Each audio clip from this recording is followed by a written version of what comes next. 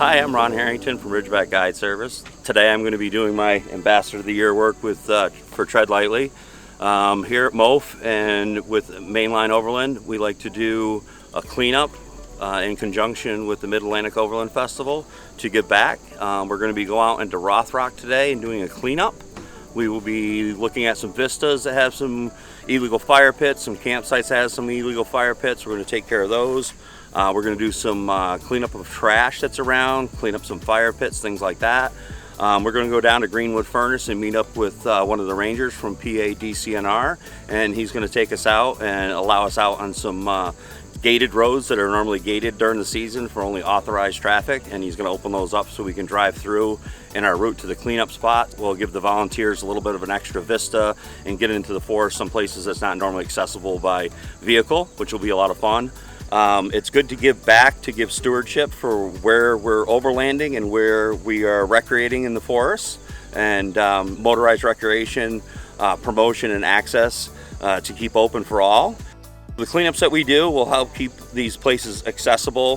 Hopefully the new overlanders will learn the ethics of motorized recreation and camping and overlanding in the places that they are, leave them better than they found them, give back to those communities, put their best foot forward to the outside world to show that motorized recreation is a sustainable sport for generations to come. All right guys, let's go. Gates open. This will be the rougher section of road that we drive today, and then we'll turn right at the gate and we'll go up a road that's usually not open to vehicles. Yeah, so it's a little privilege that we get to drive something that normally it will be heavily brushed in. Not maintained. Yeah, and forestry went ahead of us just to make sure there weren't any big deadfalls on it. All right, let's get going. Good phones. Do some nice driving. Yeah, let's get to the next place. All right, let's get it.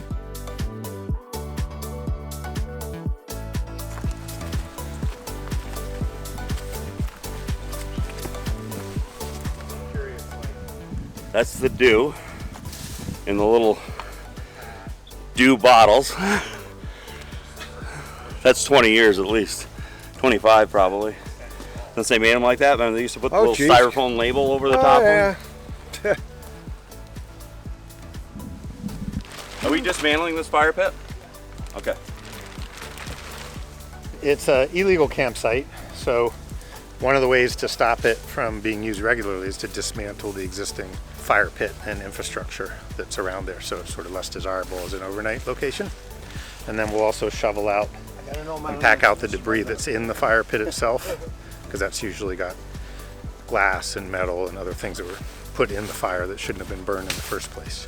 The first thing is you make the fire ring go away. The fire ring represents the highest risk, because this is a remote part of the forest, so if that fire were to be left unattended or be left with hot coals when they left, and a fire were to start here, it would be slow to be reported, slow to be acted on, so potentially it would gain a lot of momentum before anybody could actually respond to it. So the fire ring is sort of where we start on pieces like this. Even in the ash, cans, bottles, debris. So we'll actually shovel away the pit and bag it and take it out. That's the best we can do. Another side problem to these sort of illegal campsites is the way people treat the landscape around it. So part of it is we will assume they just don't know any better. So you can see the legacy of trees that have been beat with axes and hacked at here. Probably the theory was they thought they wanted firewood, but anybody who's experienced in the woods knows you don't hack down a live tree, a green tree, and expect it to burn. So the tree was destroyed for no reason, and then you just sort of have this scarring on the landscape. Now we see 1, 2, 3, there's 4 trees here that were just hacked down largely out of ignorance.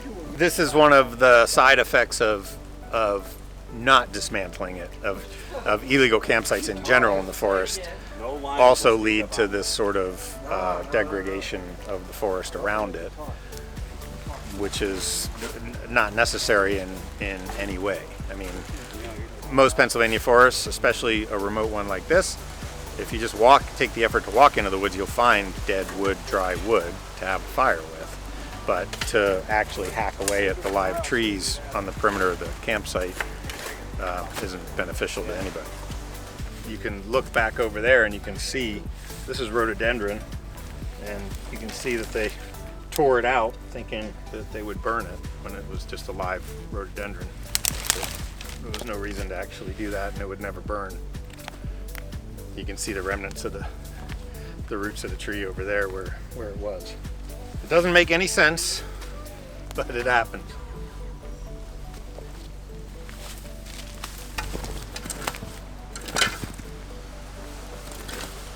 I just give that some time to recover, and we'll see if Mother Nature can just restore itself a little bit.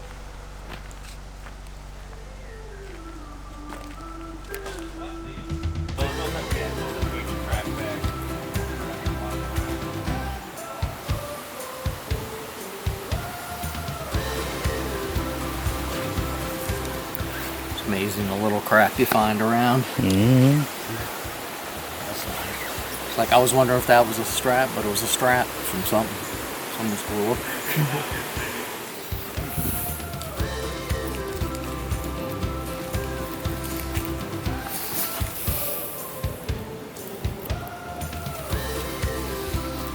And who wants to come into a campsite and then camp when it's all freaking dirty anyways? The cleaner you keep them, other people keep them cleaner, you know. Yeah, the messaging is out there, but also it's just like there's a cultural shift in place.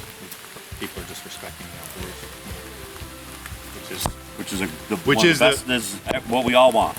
Yes, Exactly what we all want. And that want. is the positive side effect of getting more people in the woods. When you get more people that know how to be in the woods, the message spreads. Yeah, and just educate.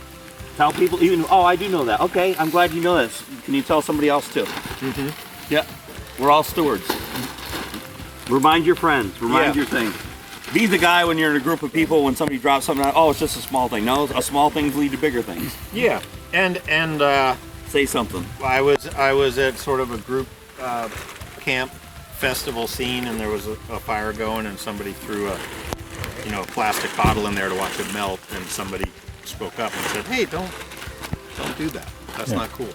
Well, it's going to burn away. Yeah, but it's going to leave all those forever chemicals behind in the pit. It's like that's not the right way to deal with it. So this was a site that we cleaned up last year. It's not necessarily an illegal fire ring, but the problem last year was it had gotten too big. So there's a problem with scale with fire rings out here. So it had become a very large, I would call it a bonfire ring. And so we knocked it down in size, and we brought the circle in tighter, and we cleaned up all the trash out of the area, and it's still in good shape. It was the type of thing you'd put pallets, a pile of pallets in it. It was pretty bad, yeah. It was pretty bad. We probably took 5-6 trash bags out. So one of the reasons that fire ring exists up here is because this is on the Mid-State Trail. And the Mid-State Trail is a 300 plus mile long trail that traverses the length of the state of Pennsylvania. If you are backpacking, through hiking, or section hiking, this is one of the nicer spots because it's flat and smooth and easy to stop at and pitch your tent and have a fire. It also has some interesting history to it because this area is called Little Flat. There was a survey marker over there that says Little Flat on it. And there is a fire tower here, a remnant from when people staffed the physical fire towers to look and sound the alarm if there was a forest fire. And also the intact log cabin, which was the fire watcher's cabin that he actually would live in when he wasn't working in the top of the tower. It's a nice spot. Several trails converge here that aren't just the Mid-State Trail. So a lot of people, if they're out for a trail run or a mountain bike ride, they end up on these roads or on some of these other trails that lead up to this area. The fire tower is pretty neat. This is a standard metal fire tower. You'll find these all over the state of Pennsylvania. And they've, for the most part, all been decommissioned. And so usually you can't access them. They've taken the lower staircases off. But it speaks to a time when the trees were smaller, because now the trees have outgrown the tower. So if you were actually up there, you wouldn't be able to see past the tree canopy. And it's neat to see the fire watcher's house, the log cabin behind it. and think of that time when somebody was up here, basically living up here and working up here, just keeping an eye on our forests.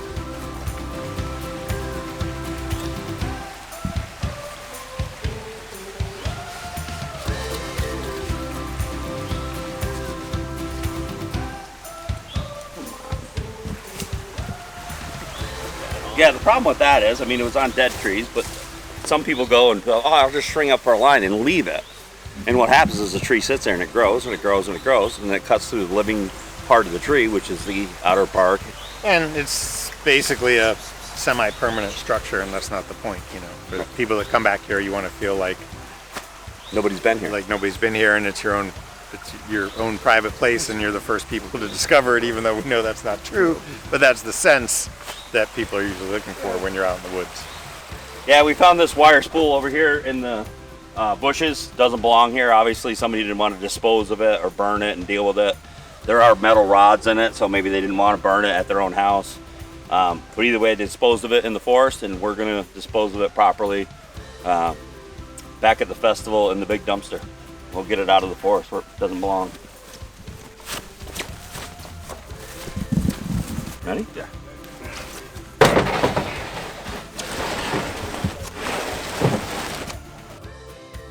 We did clean this up before, and we had heard that it had been reestablished.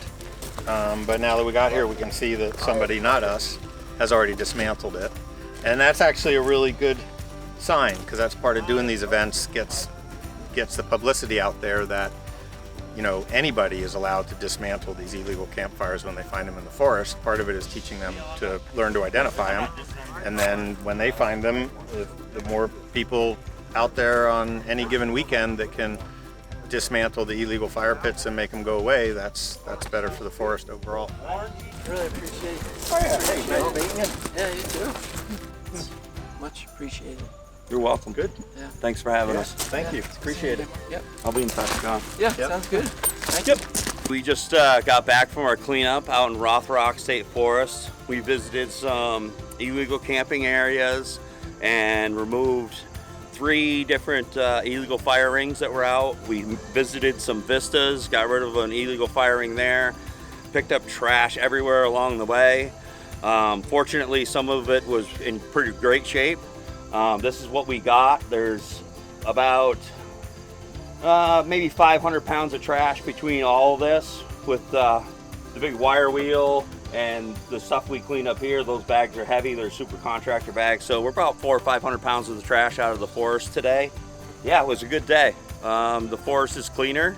We all feel good about ourselves for going out there and doing our part to help tread lightly, keep forest clean, and for Mainline Overland sponsoring it for the Mid-Atlantic Overland Festival, these cleanups every year. And we're going to be doing it next year. The Rangers are super excited, and we'll be doing some cleanups and maintenance projects every year to come. All done. All done.